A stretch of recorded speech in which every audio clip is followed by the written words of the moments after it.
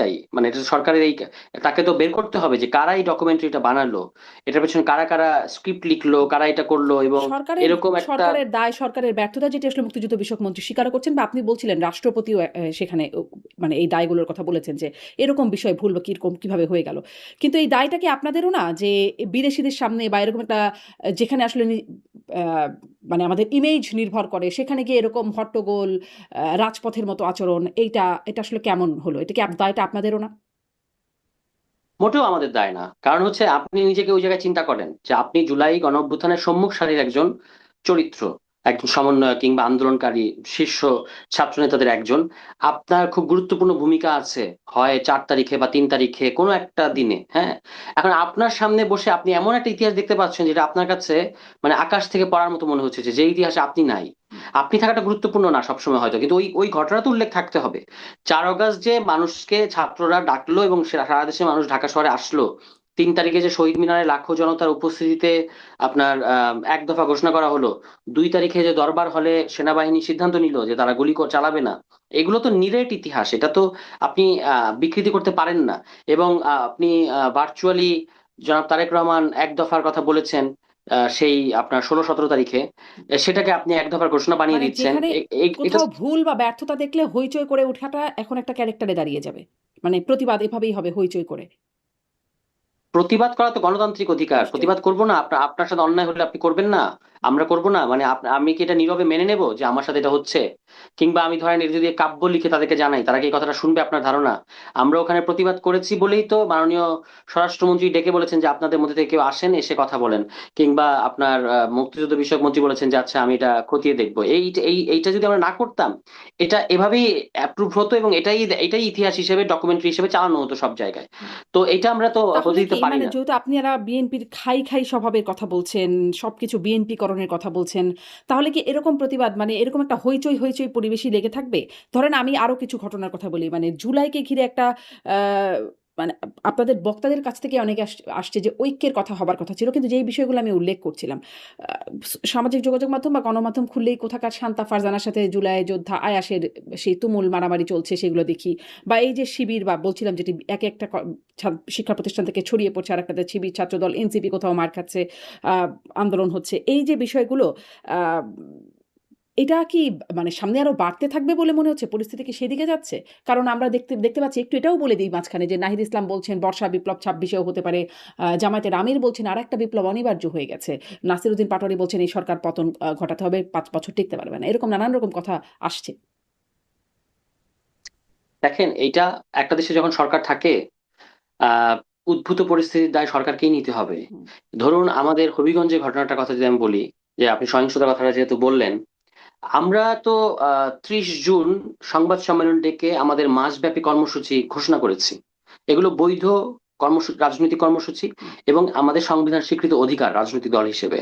তো আমরা হবিগঞ্জে গেছি, আপনি বক্তব্যের অমুক বক্তব্য খারাপ, এটার ছুতো ধরে আপনি আমাদের উপরে হামলা করবেন, গাড়ি ভাঙবেন, বা আমাদের টাকা লুট করবেন, ওখানে যে মিডিয়ার যে যন্ত্রপাতিগুলো ছিল সেগুলোকে আপনি ভেঙে চুরে দিবেন। এবং সবচেয়ে দুর্ভাগ্যজনক এবং মানে, ভয়ঙ্কর ব্যাপার হচ্ছে যে আমাদের একটা ছেলে, তার ইন্টারমিডিয়েট ছাত্র আলিফ, তার আপনি চোখ উপড়ে ফেলবেন। এরপর আপনি আমাকে বলবেন ভাষা বিজ্ঞান শেখাবেন, বা ভাষা আন্দোলনের বীর সৈনিকের মতো আচরণ করবেন যে অমুক কথাটা ঠিক হয় নাই। এটা তো গ্রহণযোগ্য হবে না। মানে বিএনপির কাছ থেকে আমরা এগুলোই দেখতে পাচ্ছি, মানে তারা আমাদের চোখ উপড়ে ফেলছে, এরপর বলছে অমুক ভাষা ঠিক হয় নাই, মানে যেন মানে এক একজন ভাষা আন্দোলনের বীর হুম। সৈনিক সব তারা, ঠিক হুম। আছে? তো কিন্তু ভাষা যে এইটা আপনাদের তো ঠিক হচ্ছে ধরুন না, তারা। এটা তো তারা আগেও বলে আসছে, মানে সেদিনই যে মার্ক দেবার পরে বলা হচ্ছে তা তো না, এটা তো আগে থেকেই আপত্তি জানানো হচ্ছে। বা আপনাদেরও অনেকে বলছেন যে তার ভাষাটা ঠিক যথাযথ হচ্ছে না, কিন্তু আসলে তো কেউ কোনো ভাষার ব্যবস্থা নেয় না। ভাষার ব্যাপারটা সম্পূর্ণ আলাদা। ভাষার তো আপনি চোখ উপড়ে ফেলে ডিল করবেন না। না, তা ধরে নিশ্চয়ই। নিলাম যে কারো একটা কথা, খুব খারাপ একটা কথা হয়েছে, তাই না? ধরুন এই যে বিএনপির একটা ছেলে আছে, নাম যুব দলের একটা নেতা আছে নয়ন নামের, তার মতো কুৎসিত কথা বলতে গেলে আমাকে 5 বার জন্ম নিতে হবে। সে ওই অন্তর্বর্তী সরকারের আমলে যমুনার সামনে, যমুনা ঘেরাও করে 2জন রানিং অ্যাডভাইজার মাহফুজ এবং আসিফকে উদ্দেশ্য করে তাদের নাম নিয়ে যে কুৎসিত স্লোগান দিয়েছে, আমি সেটা উচ্চারণ করতে চাই না। আপনি জানেন, আপনি সাংবাদিক, আপনি অবশ্যই জানেন। তাহলে এটা যদি তারা করতে পারে, তখন তো এরকম ভাষা বিজ্ঞান, আমরা এত ভাষা চর্চা দেখি নাই, এত ভাষা আন্দোলন দেখি নাই। কিন্তু এখন বিরাট ভাষা আন্দোলন হচ্ছে, ভালো, আপনি ভাষা আন্দোলন করেন, মানে যারা করতে চায়। আমি একটা উদাহরণ ভাষা দিয়েছি আন্দোলন তো সবসময়। আপনাদের বা আপনারা বা আপনাদের পন্থী যারা তারাও তো আসলে ভাষার কথা বলছেন। ভাষাতে তো খুব ভালো নজির অন্ততপক্ষে ৫ আগস্টের আগে পরে দেখা যাচ্ছে না। সেটা নিয়ে আমরা অনেক কথা বলছি। অশ্লীলতা, গালাগালি তার প্রভাব খুব প্রকাশ্যে বেড়ে গেছে আরকি। আগেও হয়তো ছিল কিন্তু সেটা নিজস্ব ব্যক্তিগত পরিসরে। এখন প্রকাশ্যে খুব বেড়ে গেছে। যদি যদি বেড়েই যায়, সেটা আপনি কিভাবে ফয়সালা করবেন, কিভাবে ডিল করবেন? সমালোচনা করে ডিল করতে হবে। যেমন ধরুন, আমি একটা উদাহরণ সবসময় দিই, একজন বিরোধী দলীয় নেতা অন্য একটা দলের, তিনি মাননীয় প্রধানমন্ত্রীকে উদ্দেশ্য করে খুব কুৎসিত একটা গালি দিয়েছিলেন, হুম, যেটা অগ্রহণযোগ্য ছিল। এই মাস দুইয়ের আগে সম্ভবত একটা কোন একটা, এই সরকার যখন হুম, শুরু করে তার ১-১.৫ মাসের মধ্যে কুলাঙ্গার হুম, বলেছিলেন। এটা কিন্তু আপনি খেয়াল করবেন, জনগণ এটা গ্রহণ করে নাই, কিংবা আহ বিরোধী দলীয় পরিসরও সেটা গ্রহণযোগ্য হয় নাই। ঠিক আছে, কেন? ঠিক। হ্যাঁ। কারণ আমাদের মাননীয় প্রধানমন্ত্রীর ব্যাপারে রাজনৈতিক সমালোচনা আছে, থাকবে, কিন্তু এটা আপনি তো মানে এইভাবে গালি দিতে পারবেন না। তো এই যে গালি দিল কেউ, এটা অগ্রহণযোগ্য হলে সেটা ব্যাকল্যাশ জনগণের দিক থেকে আসবে, মানুষের দিক থেকে আসবে। এটাই ফয়সালা করার সবচেয়ে ভালো পন্থা। কিন্তু আপনি যদি আজকে, যেটা সবচেয়ে ইম্পর্টেন্ট এখানে, যে আজকে যদি আপনি কটূক্তি, গালি এসবের কারণে হামলা করা জাস্টিফাইড হয়ে যায়, তাহলে কালকে ওই যে কোনো কথাকেই গালি এবং হুম। আপনার না, কটূক্তি হিসেবে চিহ্নিত করা হবে, এইটা অবশ্য আজকে এবং কথা তারপরে বলার ইস্যু হামলা ছিল করা না। হবে। তারপরে যেহেতু আসছে বলি, কটূক্তি গালি হামলা করার জন্য জাস্টিফিকেশন না। কিন্তু ধরেন কটূক্তির জাস্টিফিকেশনটা কি? সেটা তো কিছু একটা কোথাও তো এটা রেমেডি হতে হবে। আপনারা তো দীর্ঘদিন ধরে কটূক্তি করে হ্যাঁ, যাচ্ছেন, করে হতে হবে, যাচ্ছেন। হতে হবে। কিন্তু সেটা নিয়ে তো কোনো শো কজ, কোনো আনুষ্ঠানিকভাবে কোনো বার্তা দেয়া সেগুলো তো হচ্ছে না। মানে কটূক্তি তো বন্ধ হচ্ছিল না তো বা হয়নি তো। না, হবে, বন্ধ হবে, কারণ এটা সমাজ গ্রহণ করছে না। এটা যারা বিভিন্ন ধরনের খারাপ কথা বলছেন বা অগ্রহণযোগ্য কথা বলছেন, এটা তারা বুঝতে পারছেন। মানে সেটা মানে সমাজের একটা অটো রেজিস্ট্যান্স এখানে আছে। ফলে এটা এটা আপনাকে ছেড়ে দিতে হবে, কারণ এই ভাষা, মানে গালি বলেন আর যেটাই বলেন, এগুলো ভাষারই অংশ, এগুলো ভাষার মধ্যেই আছে। আমি ব্যবহার করবো না, এটা হচ্ছে আমার ডিসেন্সি। তো এই ডিসেন্সিটা পলিটিক্স এর মধ্যে আসতে হবে। আমরা অতীতেও দেখেছি এরকম কুৎসিত কথা কেউ কেউ বলেন, কিন্তু এগুলো শেষ পর্যন্ত ধোপে টেকে না, বা এটা গ্রহণযোগ্য হয় না, বা এটা রাজনীতির মূল ধারা হতে পারে না কখনো। তো সেটা আলাদা বিষয়, কিন্তু কিন্তু আমি বলছি মূলধারা যে না হলেও তার আপনি যে উপরেই যখন ফোকাস হয়, লাইমলাইট পড়ে, ধরে আপনাদের যেকোনো প্রোগ্রামে তিনিই বলছেন, যিনি আসলে কুৎসিত কথা, আমি যদি বলি নাসিরউদ্দিন পাটোয়ারির উপরেই মূল যে অভিযোগটা, তিনিই বলছেন, তিনিই খুব সবসময় লাইমলাইট থাকছেন, গণমাধ্যম সবসময় তার কাছেই যাচ্ছে। ফলে তার বলার জায়গাটা আরো বাড়ছে। আপনি বলছেন যে না বলবেন না। কিন্তু ধরেন তিনি, আমার মনে আছে রমজান মাসে তিনি একটা স্ট্যাটাস দিয়েছিলেন ফেসবুকে। তিনি বলেছিলেন তিনি আর এরকম মানে এই ধরনের কথা আর বলবেন না বলে তিনি সিদ্ধান্ত নিয়েছেন। কিন্তু তারপরে সেটি তিনি অব্যাহত রেখেছেন। আবারও তিনি এই মানে এনসিপির উপর হামলার পরেও তিনি বললেন যে তিনি এখন থেকে চুপ থাকবেন। তারপরেও আসলে তিনি বলছেন, যদিও অত কুৎসিত কথা হয়তো এখন আর বলছেন কিনা জানি না, শুনি নাই। কিন্তু তিনি বলছেন। আ ফলে কুৎসিত কথা থামাতে আপনাদের উদ্যোগ কোথায় ছিল? আহ তিনি সম্প্রতি একটা টক শো না, মানে এরকম ধরনের একটা ইন্টারভিউর মতো, সেখানে কিন্তু নাসিরুদ্দিন পাটোয়ারি বলেছেন যে তার শব্দ চয়নের মধ্যে ভুল আছে, তাকে এটা সংশোধন করতে হবে। এটা তার, যেহেতু তার স্বীকারোক্তি, ফলে আমরা সেখানেই থাকতে চাই। এবং আমরা আশা করি যে তিনি ভবিষ্যতে যখন বক্তব্য দেবেন, তখন সে রাজনৈতিক বক্তব্য দেবেন, আহ ব্যক্তিগত আক্রমণ কিংবা এই ধরনের কিছু করবেন না। যাই হোক, এইটা হুম, ব্যক্তি ধরে আলাপ করে তো আমরা রাজনীতি ব্যাপারে আলাপ করতে পারবো না। মূলত হচ্ছে যেটা আপনার প্রশ্নের মানে প্রধান জায়গাটা ছিল, সেটা হচ্ছে সহিংসতা, হুম, যে পলিটিক্সে হুম, আবার একদম। সহিংস পরিবেশ তৈরি হচ্ছে। এটা হচ্ছে আপনার অ্যালার্মিং। এবং আমরা বিভিন্ন ক্যাম্পাসে দেখতে পাচ্ছি যে ছাত্রদল মরিয়া হয়ে ক্যাম্পাসগুলোকে দখল নিতে চাচ্ছে। তো সে কারণে হামলাগুলো হচ্ছে। এবং আমি বোঝার চেষ্টা করছি, এই যে 13টা ক্যাম্পাসে আপনার মানে সহিংসতা সৃষ্টি হলো, কি কারণে? আপনি কি মনে করতে পারেন, আপনি কি বলতে পারেন একটা একজন ইনফর্মড সিটিজেন হিসেবে এবং সাংবাদিক হিসেবে, হুম।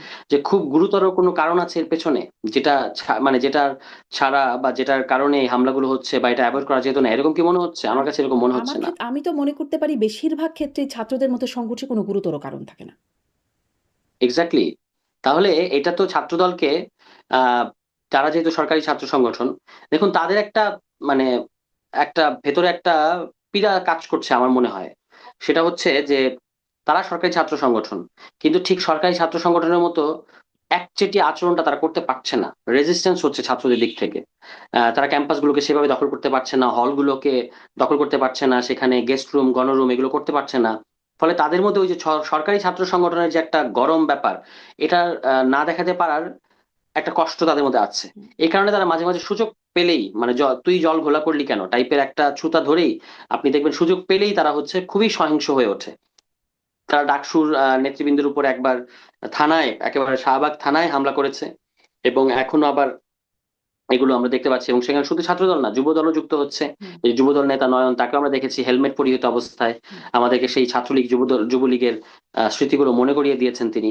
তাকে ধন্যবাদ দেওয়া উচিত হবে কিনা বুঝতে পারছি না, যে তাকে যে আমরা হেলমেট অবস্থায় দেখলাম, এটা তো আমাদেরকে সেই স্মৃতিটা মনে করিয়ে অনেক দিয়েছে। স্মৃতি মনে তো পড়ছে। এগুলো সারোয়ার তুষার আরেকটু যোগ করি। এই স্মৃতি মনে করার ব্যাপারে হ্যাঁ, মানে ছাত্রলীগকে যেভাবে হেলমেট বাহিনীর মধ্যে পুলিশের মধ্যে দেখা যেত, এই হেলমেট বাহিনী নামই হয়ে গেছিল। পরে অবশ্য জানা গেছে যে সেখানে অনেক গুপ্ত আরো অনেকেই ছিলেন। কিন্তু ছাত্রলীগ ছিল পুলিশের হেলমেট বাহিনী হিসেবে। তারপরে এখন দেখা যাচ্ছে আপনি বলছেন হ্যাঁ, ছাত্রদল আছে। আবার ধরেন ছাত্রলীগকে আমরা বলতে শুনতাম, ছাত্রলীগের সভাপতি সাদ্দামরা বলতেন যে তারা ফু দিলে ৫ মিনিটও ক্যাম্পাসে টিকতে পারবে না। এখন ছাত্র শিবিরের সভাপতি সাদ্দামদেরকে শোনা যাচ্ছে তারা বলছেন যে তারা প্রতিরোধ করলে ছাত্রদল ১০ মিনিটও ক্যাম্পাসে টিকতে পারবেন না। মানে কথাবার্তা যদি ছাত্রদলেরটাও দেখি ছাত্রলীগের মতো মনে হচ্ছে, ছাত্র শিবিরেরটাও শুনলে ছাত্রলীগের কথার সাথে মিলছে। পার্থক্যটা কোথায় তাহলে? কথায় মিললেও এখনো পর্যন্ত ছাত্র শিবির ছাত্রলীগের মতো এরকম বেপরোয়া কিংবা এরকম সন্ত্রাসী আচরণ এখনো পর্যন্ত করে নাই। এবং সেটার ক্যাপাসিটি তাদের আছে কিনা, এটা নিয়ে আমার সন্দেহ আছে। কারণ ছাত্রলীগের এই সন্ত্রাস করার যে ক্যাপাসিটি, এটা অনন্য। এটা খুব বেশি সবার মধ্যে আপনি এটা পাবেন না। এই কারণে দেখবেন ছাত্র দল পর্যন্ত হিমশিম খাচ্ছে। তারা সন্ত্রাস সহিংসতা করতে যাচ্ছে, কিন্তু এরকম একচেটিয়া সন্ত্রাস সহিংসতা করতে পারছে না, যেটা ছাত্রলীগ অত্যন্ত কনফিডেন্সের সাথে কবিতা লিখতে লিখতে, ওই যে আপনি যার কথা বললেন সাদ্দাম, এখন তো পালিয়ে আছেন, তিনি তো কবিতা লিখতে লিখতে সন্ত্রাস করতেন। একদিকে কবিতার বিভিন্ন উক্তি মুখস্থ করে সেগুলোকে ঝেড়ে দিতেন বিভিন্ন জায়গায়, আবার সন্ত্রাসও করতেন। এমনকি ডাকসুর ২ তলা থেকে ছুঁড়ে ফেলেও দিয়েছেন, ছাত্র মেরুদণ্ড ভেঙে ফেলেছেন, এগুলো ঘটেছে।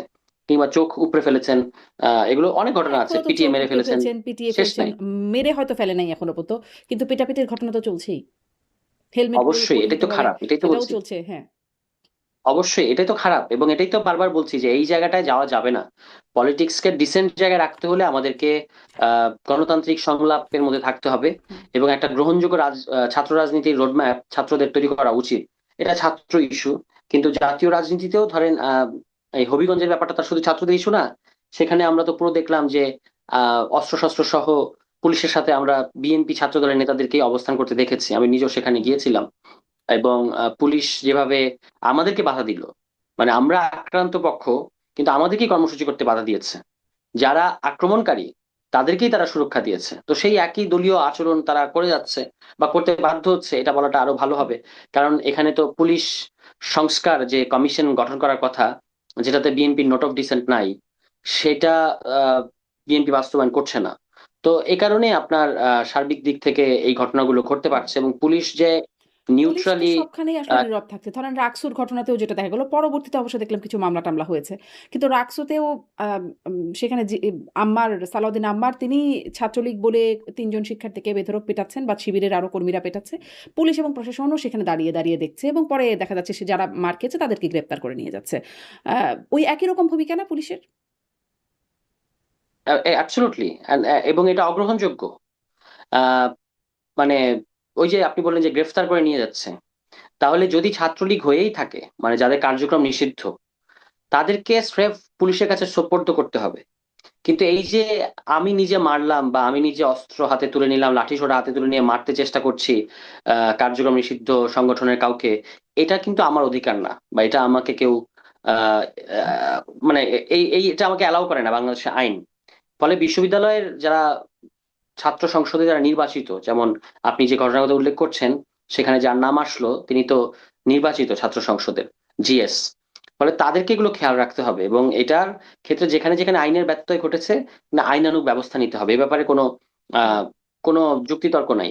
মূল বক্তব্যটা হচ্ছে যে আপনি আইনের শাসন প্রতিষ্ঠা করেন, এবং আইন যে একটা ব্লাইন্ডলি কাজ করে, ব্লাইন্ডলি মানে সে দেখে না এটা সরকার না এটা বিরোধী দল না এটা কে, সে শুধু অপরাধীকে চেনে, ঠিক আছে, সেরকম আইনের শাসন আমরা প্রতিষ্ঠা প্রতিষ্ঠা করতে চাই। কিন্তু সরকার যখন নিজেই রাজনীতিকরণ করে সবকিছুকে, হ্যাঁ, তখন তো আপনি পারবেন না। তখন আপনি যখন আপনি আপনার ছাত্র সংগঠনকে প্রোটেকশন দেবেন, তখন আপনি আরেকটা ঘটনায় পারবেন না, তখন সেটা সিলেক্টিভ হয়ে যাবে, হুম। সিলেক্টিভ মনে হবে।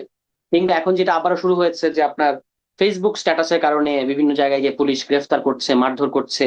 হ্যাঁ, এবং কটূক্তির, আমি যেটা একটু আগে বললাম যে কটূক্তির অভিযোগে ডিজিটাল নিরাপত্তা আইনে গ্রেফতার করা, এটা আওয়ামী লীগ আমলে আমরা বিপুল পরিমাণ দেখেছি, এবং এগুলো আওয়ামী লীগের জন্য কিভাবে বুমেরাং হয়েছে সেটা এখন আর বলার হুম। দরকার নেই, বলার অপেক্ষা রাখে না। কিন্তু যেটা আপনার কটূক্তি, আপনি বলেছেন কটূক্তির জাস্টিফিকেশন কি? কটূক্তির কোনো জাস্টিফিকেশন নাই। কিন্তু আজকে যদি আপনি কটূক্তির কারণে গ্রেফতারটাকে আমরা জাস্টিফাই করি, কালকে ভালো কথাকেও কটূক্তি বলা হবে। ঠিক আছে, এই কারণে। আর তাছাড়া আমাদের এখানে এই আইনগুলো অত্যন্ত পিউনিটিভ আইন হয়ে থাকে, মানে ফৌজদারি আইন করা হয়ে থাকে। বা পৃথিবীর বিভিন্ন দেশে আপনি যেখানে আছেন কিংবা উন্নত দেশগুলোতে এটা কি হয় যে এটা হচ্ছে সিভিল অফেন্স।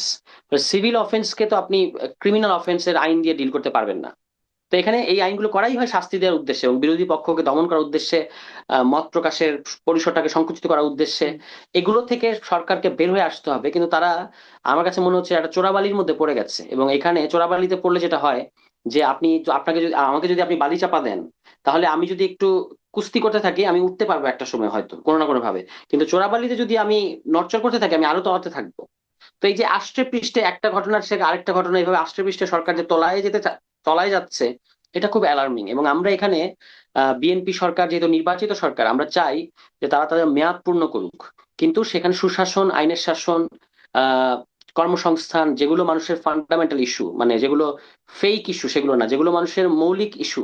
ছাত্ররা ক্যাম্পাসে মারামারি করছে কিনা এটা নিয়ে মানুষ আগ্রহী না, হুম। জনগণ আগ্রহী না। জনগণ আগ্রহী হচ্ছে জ্বালানি তেল, এটার দামটা নিয়ন্ত্রণে আছে কিনা, দ্রব্যমূল্য নিয়ন্ত্রণে আছে কিনা। আপনি বলেছেন 1.5 বছরে 1 কোটি চাকরি দেবেন, আপনি সেটা দিতে পারছেন কিনা, আপনি রাষ্ট্রীয় প্রতিষ্ঠানগুলোকে সংস্কার করছেন কিনা, ইত্যাদি ইত্যাদি। এগুলো হচ্ছে মানুষের আকাঙ্ক্ষা। এবং বিশ্ববিদ্যালয়েও জ্ঞানের একটা পরিবেশ তৈরি করা, আহ এবং ছাত্র রাজনীতির একটা গ্রহণযোগ্য রোডম্যাপ তৈরি করা, নিয়মিত ছাত্র সংসদ হওয়া, এগুলো হচ্ছে মানুষের মানে চাওয়া। এগুলোই হচ্ছে বিশ্ববিদ্যালয় জুলাই জ্ঞানের পরিবেশ গণঅভ্যুত্থানের পর। কথাটা অনেক মানে মনে হলো অনেক দিন পরে একটা শুনলাম এরকম একটা কথা। আমরা তো শুধু শুনি যে শুনতে অনেক, এটা খুব শুধু ছাত্ররা আন্দোলনের জন্য প্রস্তুতি নাও, রাস্তায় রাজপথে নামতে হবে, ছাত্র জনতা এইটাই শুনি। মনে হচ্ছে ছাত্রদের কাজ শুধু আন্দোলনই করা। ইদানিং কথা শুনলে সেরকমটা মনে হয়। কিন্তু আমি ওই যে সহিংসতার কথা একটু আপনাদেরই সহযোদ্ধা মাহফুজ আলমের কথা আনতে চাই। তিনি বলছেন তার পোস্টেই তিনি আসলে এখন ভাইরাল, আদারওয়াইজ তাকে খুব একটা দেখা যায় না। তিনি বলছেন জুলাই আদর্শিক অক্ষ অনুযায়ী বিভক্ত হয়েছে। ডানপন্থী জুলাইয়ের সংগঠনে ডান বিরোধীরা জায়গা পাবেন না, অডানপন্থীদের জুলাই সংগঠনে ডানপন্থীরা জায়গা পাবেন না। এটা জুলাই বন্দোবস্ত। ডান বামের বাইরে যারা যেতে চাইবেন তাদের জন্য এতে আছে শিক্ষা। দ্রুত ডান বা অডান জুলাই বেছে নিয়ে গা বাঁচান। নিজস্ব মত না থাকলে মায়ের একটাও মাটিতে পড়বে না। মানে এখন কি মায়ের একটাও মাটিতে না পড়ার অবস্থা? আসলে মায়ের চলছেই পাল্টাপাল্টি, বিভিন্ন জায়গায় বিভিন্ন ভাগে ভাগে মায়ের চলছে। দেখেন, উনি তো অত্যন্ত জ্ঞানী মানুষ, বিভিন্ন জায়গা থেকে বাণী দেন, মানে জনগণের উদ্দেশ্যে ফেসবুকে, সোশ্যাল মিডিয়ায় আমরা ওনার বাণী পাই। তো জ্ঞানী মানুষের অনেক কথা বলে। কিন্তু আমরা যারা প্র্যাকটিক্যাল পলিটিক্স করি, শুধু দার্শনিকতা করি না, আমাদের জায়গাটা আলাদা। আমরা জানি যে আমরা একটা কনস্ট্যান্ট ফাইটের মধ্যে আছি এবং আমাদেরকে এই পরিস্থিতি মোকাবেলা করতে হবে। হ্যাঁ, এবং আমরা চাচ্ছি যে একটা ডিসেন্ট পলিটিক্স চলে আসুক। কিন্তু মাহফুজ আলম তো সবসময় অন্যকে নসিহত দেন, কিন্তু তার মধ্যে আত্মসমালোচনাটা কম। যে এই যে আপনি যেটা দেখতে পাচ্ছেন, এই যে উনি যে ডান বাম এগুলো বলছেন, ডান বাম আবার অডান, হ্যাঁ, এগুলো শুধু আবার কয়েকদিন পরে হয়তো বলবেন অবাম। তো এরকম যারা দার্শনিক, বেশি দার্শনিক, তাদের মধ্যে এইসব এইসব প্রতিভা আছে, নানা সময় নানা কথাবার্তা বলার।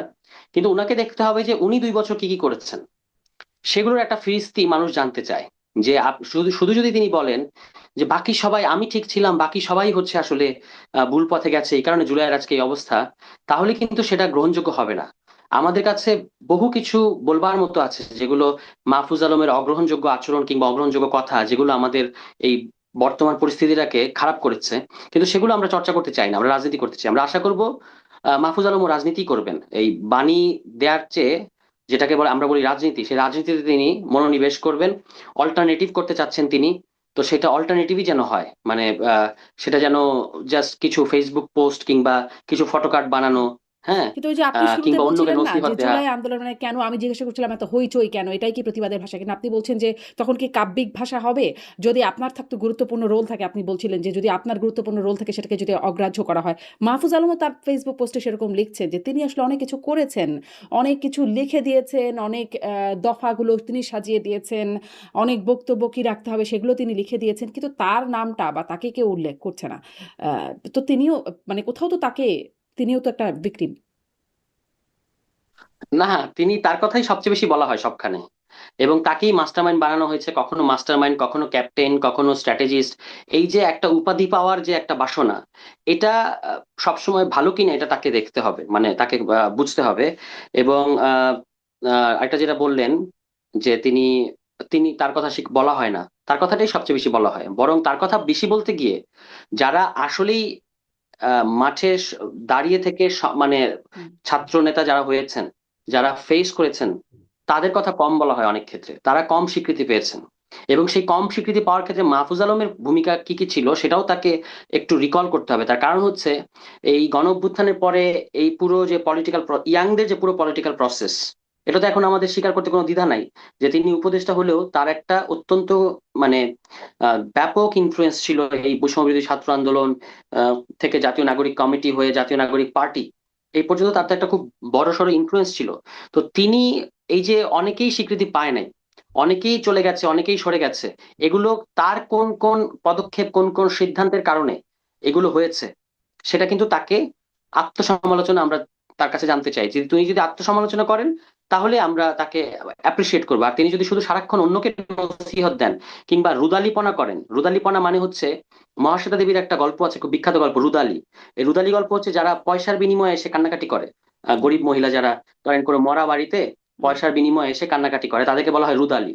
তো এই এই যে রুদালিপনা, সারাক্ষণ কান্নাকাটি করা, সারাক্ষণ বলা আমাকে এটা দেওয়া হয়নি, হুম। ওটা দেওয়া হয় নাই, এই হয় নাই, সেই হয় নাই, এই রুদালিপনা আমরা অনেক দেখতে পাচ্ছি এই গত 1.5-2 বছর, কিন্তু কোনো কাজে আসেনি। কিন্তু কারাই রুদালিপনা গুলো করে আপনি দেখবেন, তারাই বিভিন্ন সেমিনার সিম্পোজিয়াম দখল করে আছেন, তারাই বিভিন্ন পত্রিকার ক্রোড়পত্রতে তারাই লিখছেন, তারাই বিভিন্ন আপনার ওই থিঙ্ক ট্যাঙ্কের মধ্যে বসে তারাই প্যানেলিস্ট, তারাই আলোচক, তারাই অ্যাপ্রিসিয়েট করছেন। অর্থাৎ সব জায়গায় তারা, কিন্তু অভিযোগটা আবার তারাও করছেন, তারাই করছেন। হুম। তো এগুলো আমরা দেখেছি, দেখে আসছি, হ্যাঁ। হুম। এটা আমাদের কাছে এখন আর অত নতুন কিছু মনে হয় না। মানে তো এখন হুম। মাহফুজ আলমের কাছে একটু আরেকটু অল্টারনেটিভ মানে রাজনীতি আমরা আশা করি।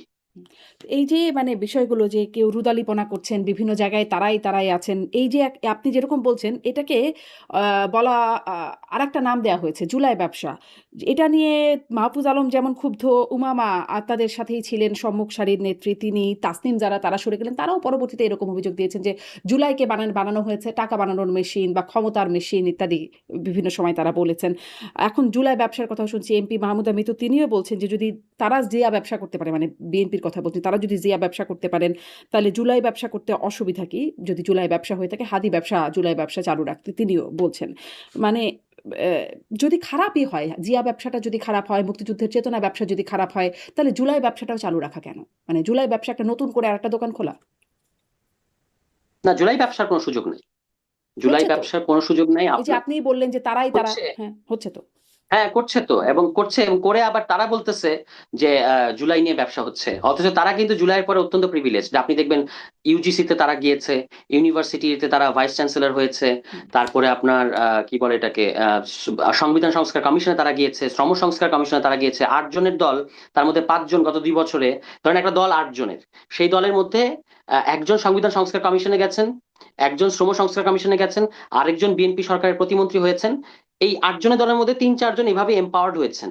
আবার সেই দলের ছাত্র সংগঠনের সাবেক কোনো নেত্রী, যিনি আবার ধরেন পরবর্তীতে বৈষম্য বিরোধী আন্দোলনের বড় ফেস হয়েছেন, তিনি ওই বৈষম্য বিরোধী আন্দোলনের পদ ব্যবহার করে বিভিন্ন সভা সেমিনার, বিভিন্ন এম্বাসি, বিভিন্ন পত্রিকা অফিস, বিভিন্ন এনজিও, এখানে গিয়ে গিয়ে নিজেকে পরিচিত করিয়েছেন, কান্নাকাটি করেছেন, দেখো আমাকে কেউ খেয়াল করে না, এগুলো বলেছেন। কিন্তু অভিযোগটা আবার এরাই করছেন, এটাই হচ্ছে আমি বলছি মুশকিলের বিষয়। কিন্তু জুলাই নিয়ে ব্যবসা করার মানে এটা কোনো বাস্তবতা নেই, এবং এটা সম্পূর্ণ অগ্রহণযোগ্য। কিন্তু যেভাবে বলা হয় যেন জুলাই ব্যবসাটা হুম। যখন জুলাই ব্যবসার কথাটা ব্যবহার করা হয়, তখন এটা ইঙ্গিত করা হয় এনসিপির দিকে যে এনসিপি জুলাই ব্যবসা করছে। কিন্তু বাকি যারা এই অভিযোগগুলো করছেন, আমি দেখতে পাচ্ছি ক্ষেত্র বিশেষে তারা এর চেয়ে বেশি জুলাই ব্যবসা করছেন। হ্যাঁ, কিন্তু তারা নিজেদেরকে একটা ভিকটিমের জায়গায় বসাচ্ছেন আর কি।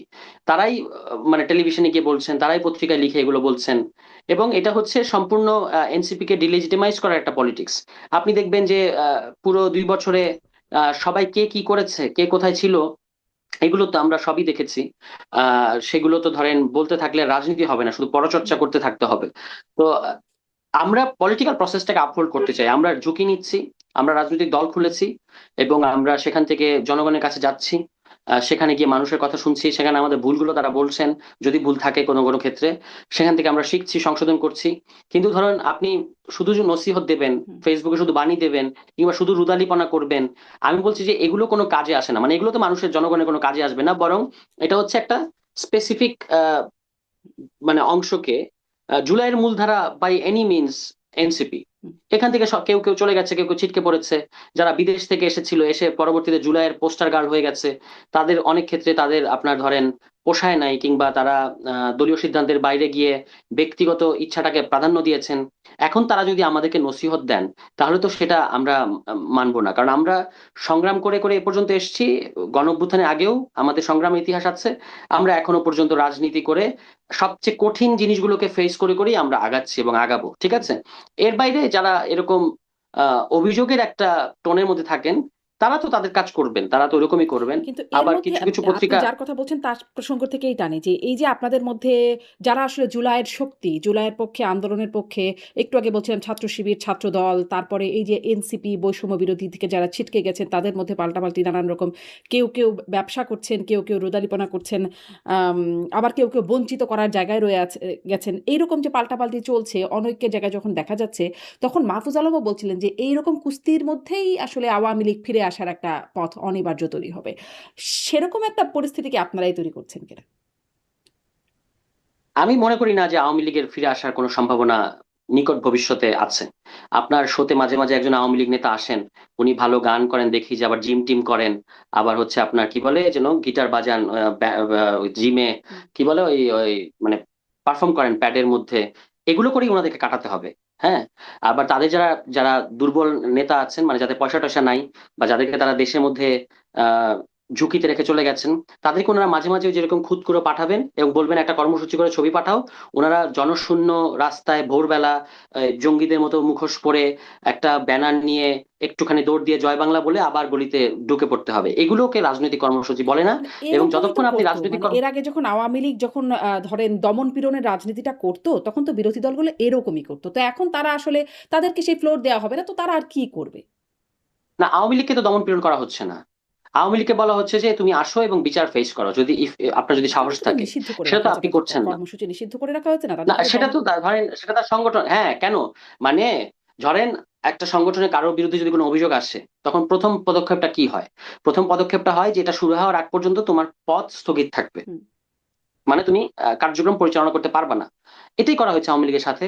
আপনি দ্রুততম সময়ের মধ্যে আসেন, দ্রুততম সময়ের মধ্যে ট্রায়াল ফেস করেন, এবং যদি দেখা যায় যে আপনি নিষ্পাপ নিষ্কলুষ, এইমাত্র সদ্য প্রস্ফুটিত গোলাপ, তাহলে আপনি আবার রাজনীতি করতে পারবেন, কোনো সমস্যা নাই।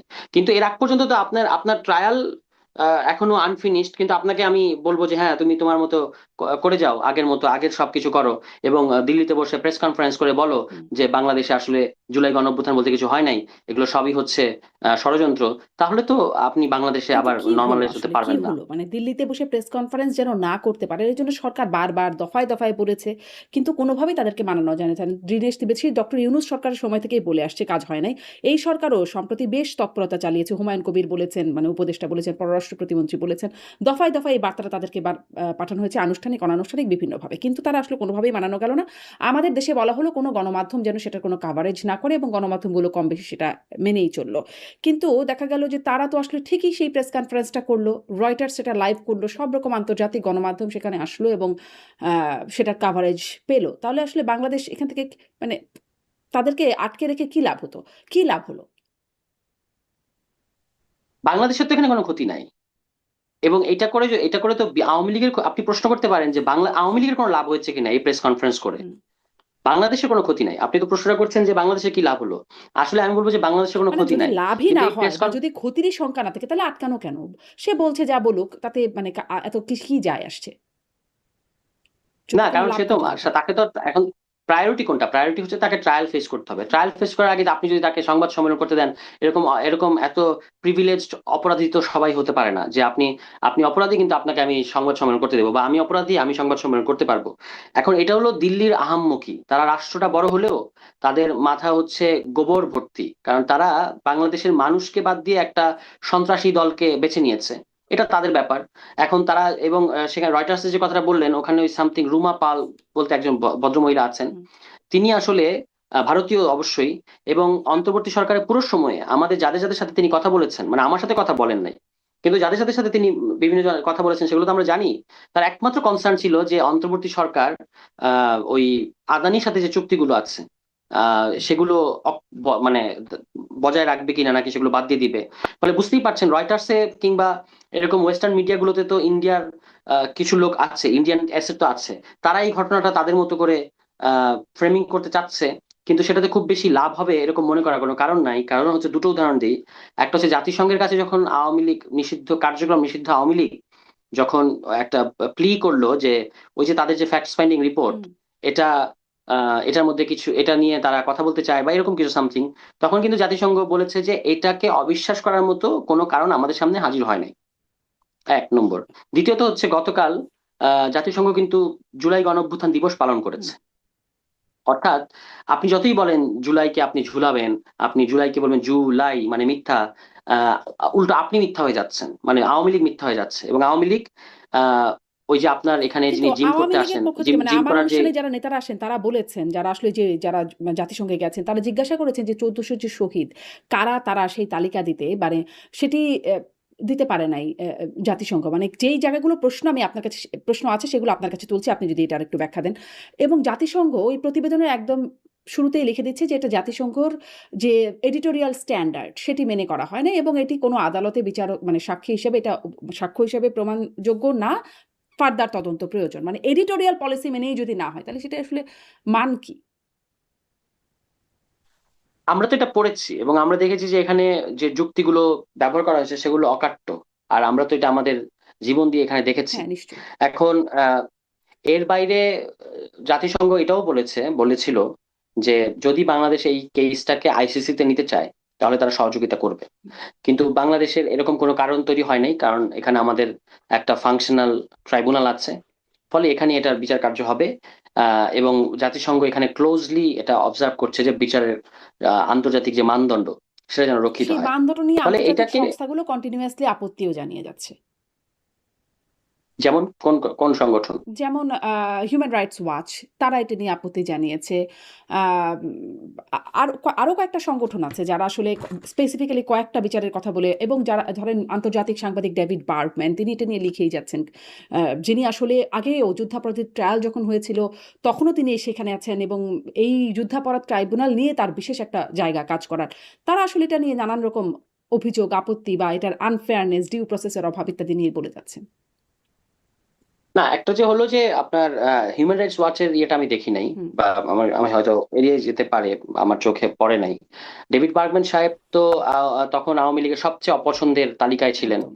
এখন আবার তিনি আওয়ামী লীগের সবচেয়ে প্রিয় ব্যক্তি, এরকমই হয়। হ্যাঁ। তা আমরা তখনও ডেভিড বার্গম্যানকে খুব বেশি মানে লুফে নেই। এখনো আমাদের ডেভিড বার্গম্যানের কথা নিয়ে, প্রশ্ন নিয়ে কোনো দ্বিধা নাই। তিনি প্রশ্ন করছেন, গণতান্ত্রিক সমাজে যে প্রশ্নগুলোর কথা করা উচিত সেগুলো তিনি করছেন। অযৌক্তিক প্রশ্ন এবং করছেন কিছু কিছু তার প্রশ্নগুলো। আহ, তার একটা নিজস্ব দৃষ্টিভঙ্গি এবং নিজস্ব পলিটিক্যাল বোঝাপড়া আছে। তিনি তো আর শুধু আন্তর্জাতিক সাংবাদিক বললে হবে না, তার সাথে বাংলাদেশের এক ধরনের সম্পর্ক তো আছেই। তিনি দীর্ঘদিন যাবত বাংলাদেশে কাজ করছেন এবং বাংলাদেশের যে অভ্যন্তরীণ যে রাজনীতি, তিনি এটার অংশই এক এক হুম। অর্থে। হ্যাঁ, তিনি এখানে তিনিও একটা পক্ষ।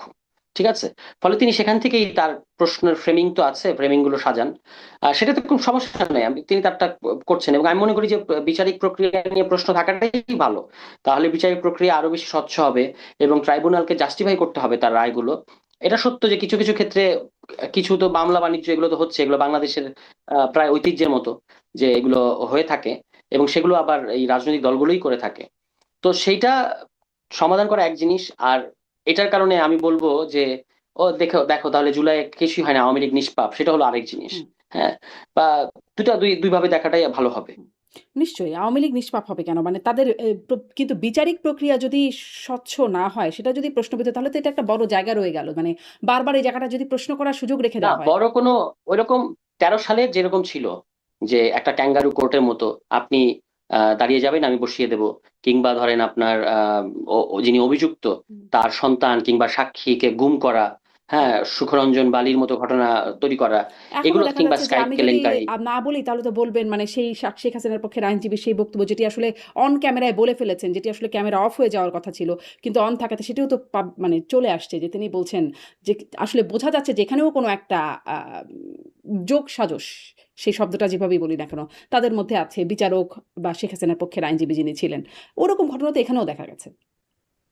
শেখ হাসিনাকে আরো ভালো আইনজীবী উনি দিক না, অসুবিধা নাই তো। তিনি আর আর আসলে তার পক্ষে কে এরকম একটা মানে মানবতা বিরোধী অপরাধের দায়ে যিনি অভিযুক্ত, তার পক্ষে মানে কেউ কেউ যে এখনো মানে কি বলে ফাইট দিচ্ছেন আইনি, এটাই তো মানে বেশি। কিন্তু তিনি চাইলে অন্য আরো আরো বড় সাংবাদিক পাঠাতে, আরো বড় আইনজীবী পাঠাতে পারেন, কোনো সমস্যা নাই। বরং কিন্তু সেটা সেই আরো সময় তো আমাদের যে আইনজীবীরাও মবের শিকার হয়েছেন, ধরেন আদালতে মবের শিকার হয়েছেন।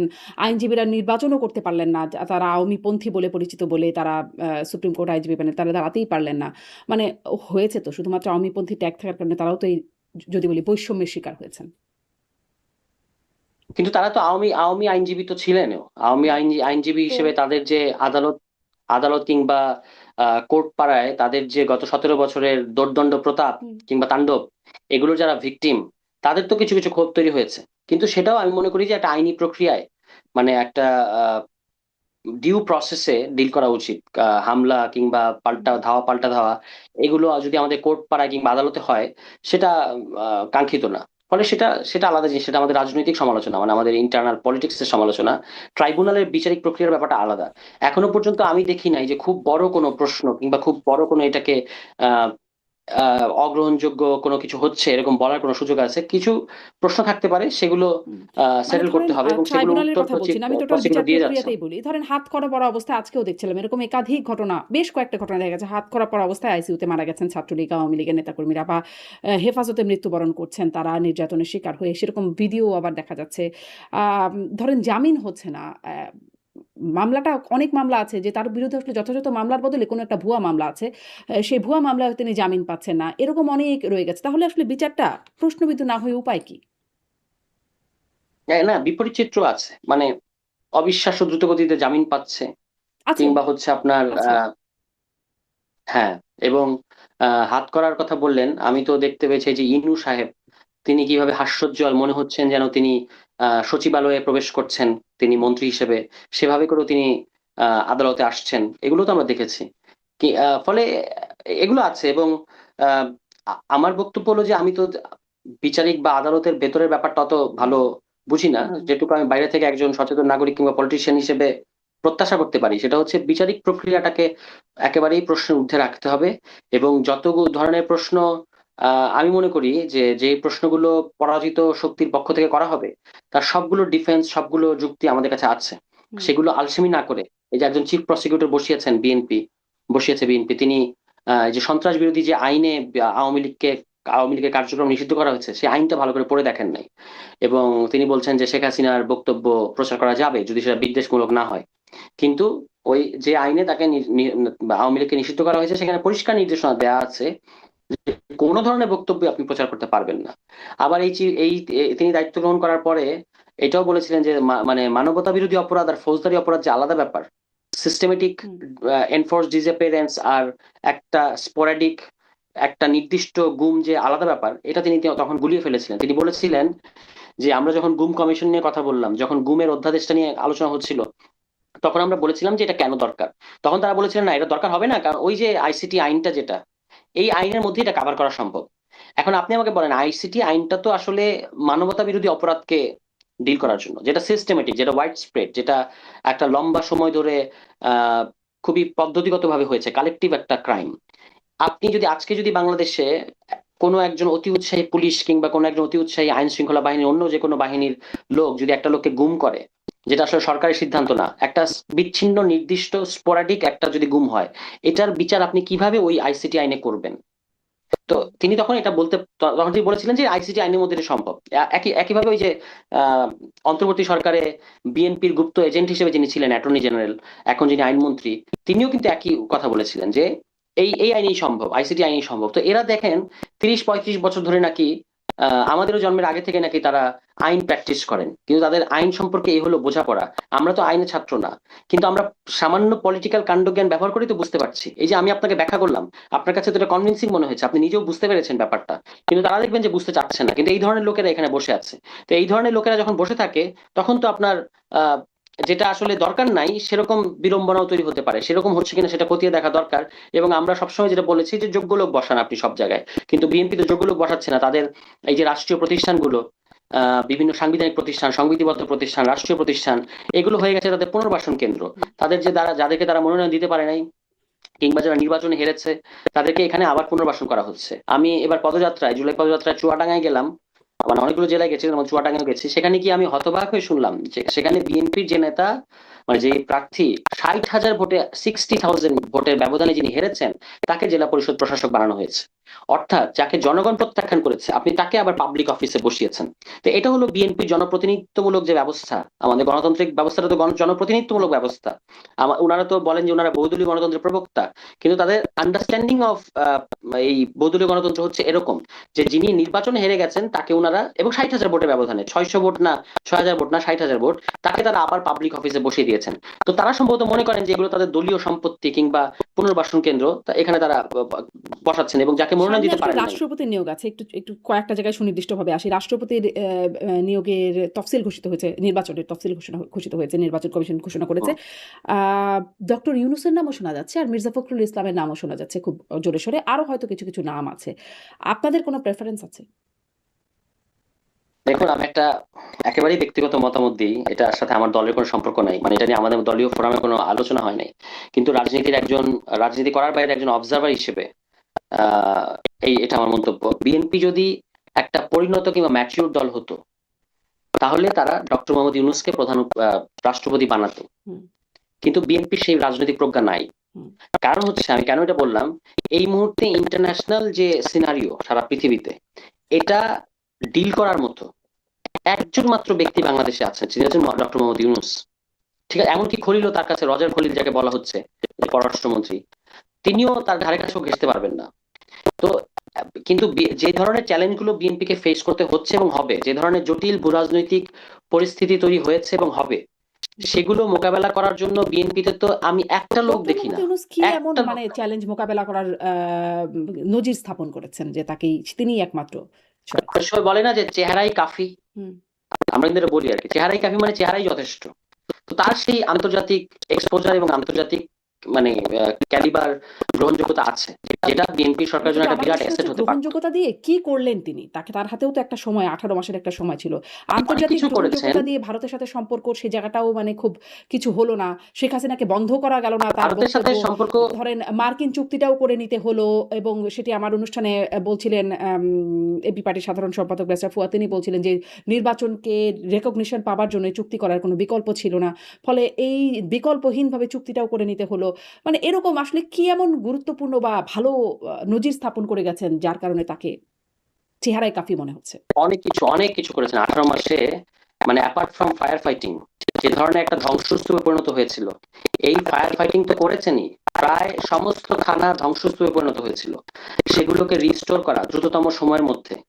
ধরেন এই যে বিএনপি সরকারকে দেখতে পাচ্ছেন না, এই বিএনপি সরকার যদি ক্ষমতায় বসতো 5 আগস্টের পর, তারা 5 বছরই থানাগুলোকে রিস্টোর করতে পারতো না, কারণ তারা যে ক্যাপাসিটি দেখাচ্ছে।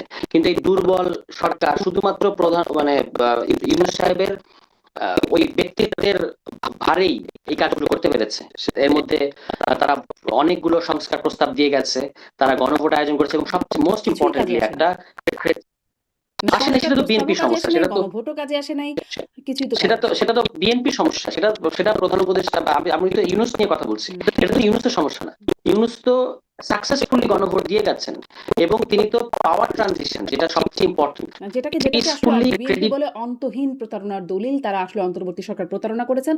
ইউনূস বলেছিলেন ঠিক যতটুকু সম্মতি হবে ততটুকুই ভিতরেই হবে আসলে, এই সেটার উপরেই হবে জুলাই সনদ, বা সেটার উপরেই গণভোটের আয়োজনটা হবে। কিন্তু তার বাইরে অনেক কিছু আছে যেটা আসলে সম্মতি হয় না। সব দল যতটুকু সম্মত হবে তার বাইরে অনেক কিছু আছে, ফলে প্রতারণা বলছে। না। এটা তো ধরেন জুলাই সনদটা তো আমার মাথায় স্ক্যান করার মতো, মানে আমি এটা জানি অক্ষরে অক্ষরে কোথায় কোথায় কি আছে। ফলে বিএনপির এই কথাগুলো যখন শুনি, তখন আমি কি রিয়াকশন দিব আমি বুঝতে পারি না। মূলত বিএনপির এই বক্তব্যগুলো প্রতারণামূলক বক্তব্য, কিন্তু সেটা কিন্তু একটা ডিফারেন্ট আলোচনা। হুম। আমরা যে জুলাই সনদে আলোচনা করি তখন এটা নিয়ে বিস্তারিত আলোচনা করা যাবে, কিন্তু আমি যেটা বলছিলাম সেটা হচ্ছে প্রধান, মানে আপনি ডক্টর মোহাম্মদ ইউনূসের যে কর্মকাণ্ডগুলো, এগুলো আমি মনে করি 18 মাসে যেগুলো করে গেছেন, হ্যাঁ অনেক কিছুই পারেন নাই, ডেফিনেটলি অনেক কিছু পারেন নাই, বা তাকে পারতে দেওয়া হয় নাই। তাকে যে মাত্রায় ব্ল্যাকমেইল করেছেন বিএনপি এবং অন্যান্য ক্ষমতাসীন পক্ষ, আমলাতন্ত্র থেকে শুরু করে, বাংলাদেশের কোন সরকারের বিরুদ্ধে তো সেই সরকারের আমলারা মুভমেন্ট করেছে এরকম খুব বেশি নজির নাই। এনডিআর এর আমলারা মুভমেন্ট করেছে, জনপ্রশাসনের আমলারা মুভমেন্ট করেছে, এবং ভুতুরে 2 থেকে 250 আন্দোলন হঠাৎ করে গজিয়ে গেল, সেগুলো আবার এখন নাই। হ্যাঁ, তো এগুলো তো আমরা সবই বুঝি কোথা থেকে আসে। ওই যে ওবায়দুল কাদের পলাতক বলতো না যে কোথা থেকে এলো এরা, তো এই যে কোথা থেকে এলো এরা এটা তো আমরা জানি, কিন্তু এখন কিন্তু নাই, আপনি দেখবেন। তো এর মধ্যেও যে তারা মোটামুটি আগে কিছু জায়গায় সীমাবদ্ধতা বা খামতি বাদ দিলে সাকসেসফুলি সময়টা পার করেছেন, এবং আমি যেটা বলছি মোস্ট ইম্পর্টেন্টলি বিচ্ছিন্ন ঘটনাগুলোকে বাদ দিলে একটা পিসফুল ট্রানজিশন, পাওয়ার ট্রানজিশনটা করতে পেরেছেন, এটা হচ্ছে তার সবচেয়ে বড় কৃতিত্ব। এবং এটা পেরেছেন আপনি 5 অগস্টের পরে কল্পনা করেন ওরকম একটা একটা সিস্টেম যেটা পুরোপুরি আওয়ামী লীগের তৈরি করা একটা সিস্টেম, এটার যিনি মানে নিউক্লিয়াস, তিনি এই দেশ থেকে পালিয়ে গেছেন, এবং তারপরে এই সিস্টেমটা প্রায় কলাপস করেছে, কিন্তু তাদের অ্যাসেট গুলো রয়ে গেছে বাংলাদেশে। এরকম একটা পরিস্থিতিতে বিএনপি তো সাহস হয়নি বাংলাদেশের দায়িত্ব নেওয়ার। ছাত্ররা তো তাদেরকে সেই প্রস্তাব দিয়েছিল। আপনি যদি প্রথম আলোতে যদি রিসেন্টলি স্থানীয় সরকার মন্ত্রীর সাক্ষাৎকারটা পড়েন, সেখানে কিন্তু এতদিন কিন্তু আমরা কথা বলেছি যে আমরা জাতীয় সরকার প্রস্তাব দিয়েছি, তারা রাজি হয় নাই। এখন তো তিনি এটা স্বীকার করেছেন, তাই না, যে ওরা জাতীয় সরকার প্রস্তাব দিয়েছিল কিন্তু আমরাই বলেছি অন্তর্বর্তী সরকারের কথা। তার মানে অন্তর্বর্তী সরকারটা বিএনপির সরকার। এখানে শুধু ছাত্রদের ইয়েটা কতটুকু যে তারা প্রধান উপদেষ্টা হিসেবে ডক্টর মোহাম্মদ ইউনূসের নামটাকে স্টাবলিশ করতে পেরেছিল। এবং আজকে যদি আপনি আসিফ নজরুলের সাক্ষাৎকার দেখেন, প্রথম আলো ধারাবাহিকভাবে সাক্ষাৎকার ছাপছে, তো এই মির্জা ফখরুল ইসলাম আলমগীর এবং আসিফ নজরুলের সাক্ষাৎকার, এই দুজনের সাক্ষাৎকার আমি মনে করি একটা ঐতিহাসিক ডকুমেন্ট হিসেবে থাকবে। কারণ আমরা তো কথা বললে সেটা ইয়ে হয় না, উনারা তো বলছেন যে এই যে প্রধান উপদেষ্টা হিসেবে ডক্টর মোহাম্মদ ইউনূসকে ছাত্ররা কিভাবে এখানে এস্টাবলিশ করেছে, এবং তারা সেনাবাহিনী বলেন কিংবা রাজনৈতিক দলগুলো বলেন, তারা কিন্তু এটা মানতে চায় নাই, এবং এটা নিয়ে অনেক সময় পার হয়েছে। তো আহ, এটাই মানে অন্তর্বর্তী সরকারটা হচ্ছে একটা বিএনপির প্রজেক্ট। হ্যাঁ, ছাত্ররা এখানে ছিল, এবং আপনার যে কারণে আমি বলছিলাম যে এই 5 তারিখের পরে এই ওইরকম একটা ভঙ্গুর অর্থনীতি, ওরকম একটা ভঙ্গুর আইন শৃঙ্খলা পরিস্থিতি, ওরকম একটা ভঙ্গুর দেশ, এটার দায়িত্ব তো জনাব তারেক রহমান কিংবা বিএনপি নিতে চায় নাই। বিএনপি তো এই যে 1.5 বছরে তাদেরকে যে মোটামুটি একটা গোছানো জায়গায় দিয়ে গেল, এই রাষ্ট্রই চালাতে পারছে না। এই সমস্ত কারণে আমি বলছি, আমরা তো রাষ্ট্রপতি প্রসঙ্গে ছিলাম, যে বিএনপি যদি একটা প্রজ্ঞাবান দল হতো তাহলে তারা তাকেই বেছে নিত, কিন্তু তারা সেটা করবে না।